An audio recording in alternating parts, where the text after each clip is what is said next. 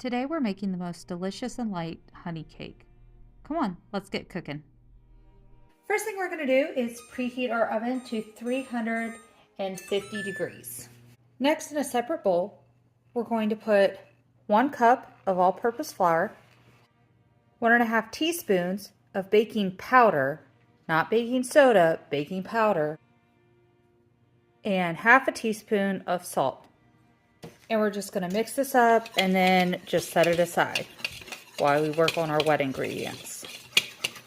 Now to our mixer, we're going to add 1 cup or 16 tablespoons of softened butter.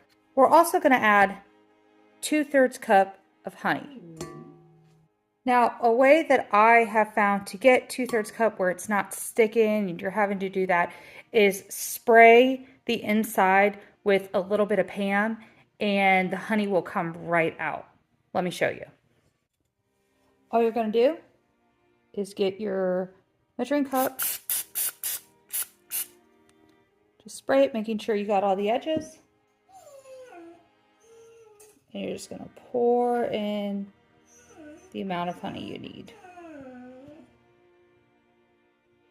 And see how all that honey is just going to come right out and it's not going to stick on your edges. That's why you spray it just with a little bit, or you can even wipe it down with some olive oil and it will come out just the same way. So you're not wasting any of that product. See? Perfect. Put on your beater attachment if you're using a KitchenAid mixer. If you're using a handheld mixer, that's fine too. And go ahead and beat this for 3 minutes on medium speed.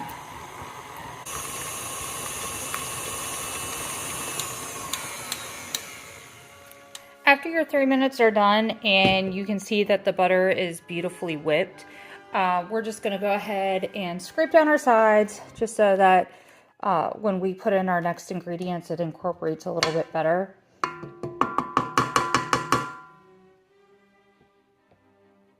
And now we're going to put 1 out of the 4 eggs in and go ahead and just give it a nice quick mix.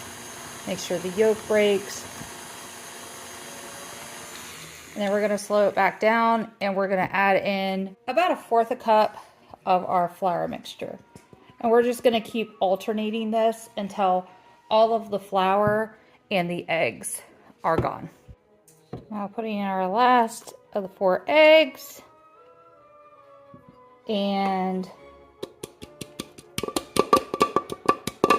our flour. And give that a mix.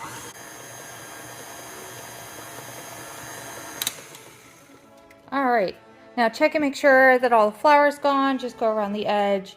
We're going to mix it 1 more time so you have a chance to get that little bit of flour that usually hangs out on the edge off. Just make sure you get everything off your spatula, or at least the best you can. And set that aside. And now we're going to add in 3 tablespoons of whole milk and just a pinch of orange zest. So I got myself a zester. You can find these on Amazon for a couple bucks. And you're just going to zest the sides just for a couple seconds. You do not need that much, so it just really brightens up the flavors that are in your dish. And like I said, give it a mix 1 more time. Starting slow, just because you have milk in there, you don't want it splashing up. And start turning up little by little. And just make sure that it all kind of combines. It's going to have an odd texture, almost like a grain looking texture, but you're going to see that it really is nothing to worry about.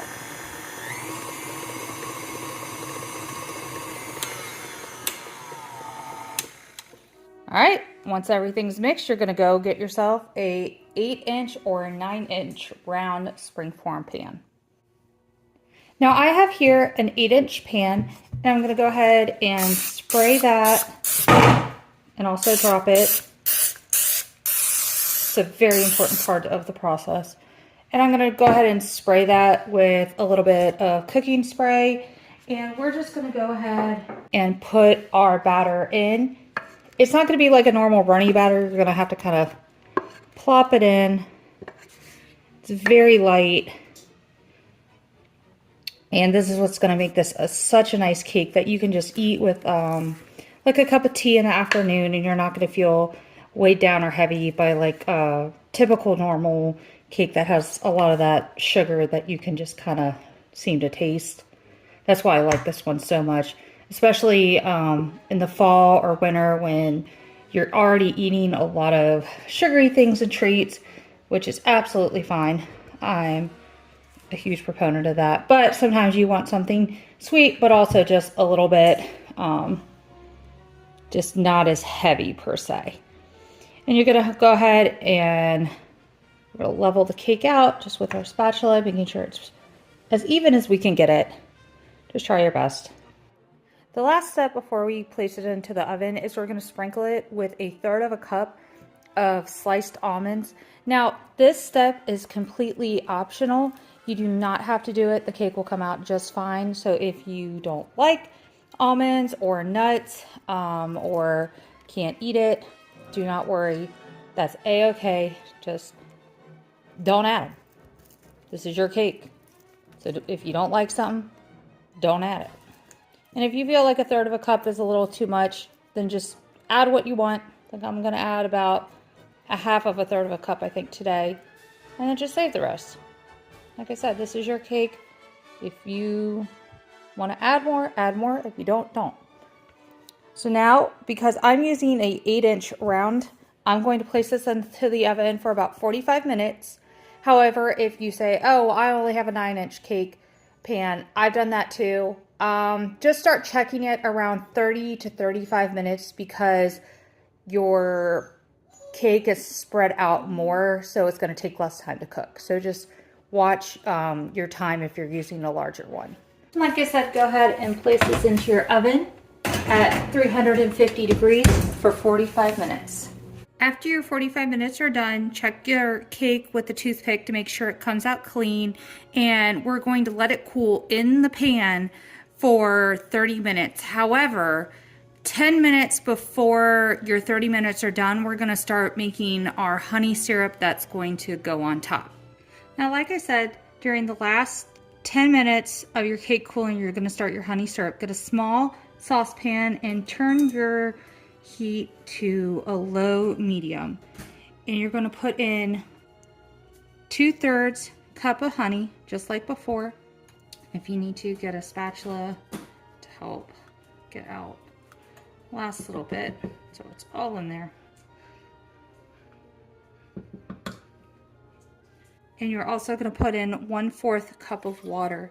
And you're going to bring this to a low simmer, and you're going to simmer it for 5 minutes. Once it starts boiling, set your 5-minute timer, but you are going to want to keep an eye on it because sometimes if the heat is a little too high, it's going to start to rise and will overflow.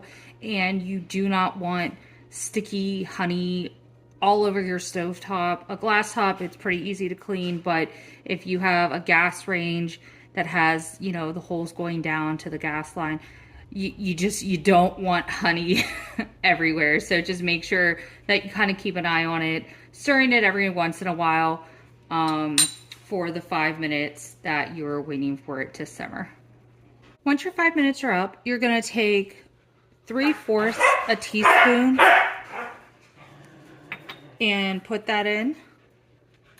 And you're going to give that a stir and continue to cook for another 3 minutes.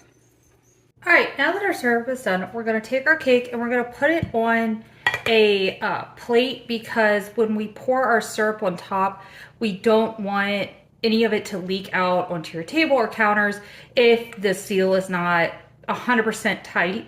We're going to take a dowel rod or a knife, whatever you have, and we're just going to poke holes around our cake. I would say try to be pretty evenly distributing them around the entirety of the cake, just because that way you have a good distribution of the syrup and it's not all in one area or anything like that. So it's going to be a little harder with the slivered almonds. Forgot what they were called. But just try your best to get through and poke as many holes as you can. The more holes, the more syrup is gonna penetrate the cake throughout. All right, once you've done your holes, I put my syrup into a measuring cup just so it's a little bit easier for pouring. And you're gonna pour just a little bit over the top. It's fine if it goes on the side, but try to keep it kind of in that well of the cake. And just get it all over. And then once you see it's starting to stand a little bit and not completely soaking through, just wait, give it like a minute or two, and it will start to slowly seep in. And then once you see that it does, you can go and add a little bit more. And just keep doing that until you used all your syrup. And if you see like, oh hey, this side, kind of all the edges, doesn't be getting as much syrup or it's kind of standing, just go back in with your dowel rod. Who says you can't do that? Not me. And you'll see that the syrup is starting to soak into those areas as well. So you can always go and fix it. This is a cake that's very forgiving. You don't need to worry as much. All right, we're just gonna do the last little bit of syrup.